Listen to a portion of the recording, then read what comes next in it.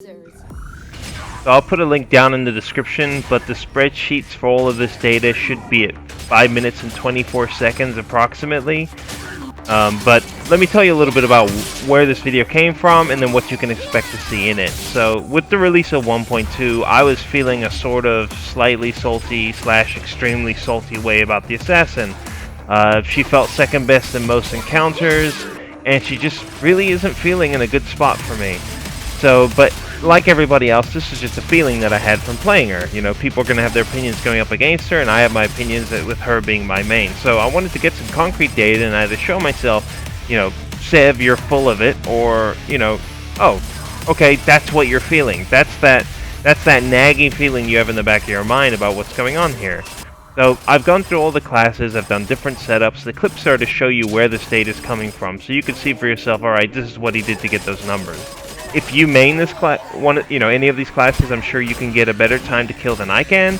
But I think in general, it's not going to really change the order, like, you know, who's first, second, third, fourth at short range.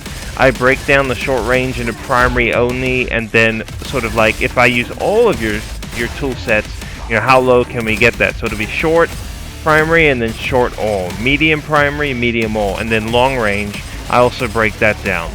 My feeling with the assassin is I directly compared it to the Wraith, who is a very similar archetype, but the Wraith has a lot of gifts going for him. He has an explosive dagger which can do a lot of damage.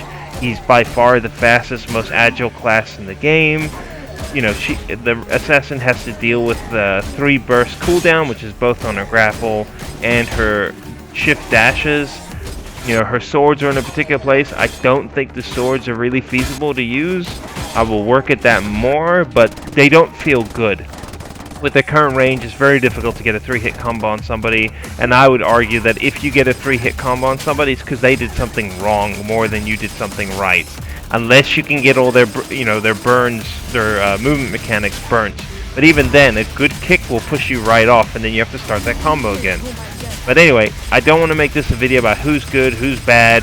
There is the comparator here that I did make this video for myself, which was, is the assassin in a good place, and is this how Boss Key Productions intended the assassin to operate? So I don't know if they've done a real world test like this, but this is for everybody. I really appreciate and love all comments and feedback. Again, let's keep this open and honest and friendly. Let's not get into some sort of flame war, because I'm not making any outright assertions, you know, other than I believe the assassin needs more tweaking. But here's the data. You know, what does everybody else think? Am I off my rocker? Is the assassin exactly where she should be? Hey, Sev, you're not taking into account X, Y, and Z. But then also, I hope some of this data is really interesting for people who main these other classes. Like, where does your current main or mains, where do they fall in this spreadsheet? Which range is optimal for you? When you go up against that Wraith or that Juggernaut or that Gunslinger, how long does it take for him to kill you versus you him? It might change sort of how you engage those encounters. So I really do hope this is helpful for everybody. I appreciate all feedback and comments. Just leave them down below, and let's keep this positive. So thanks, appreciate your time, and I'll talk to you later.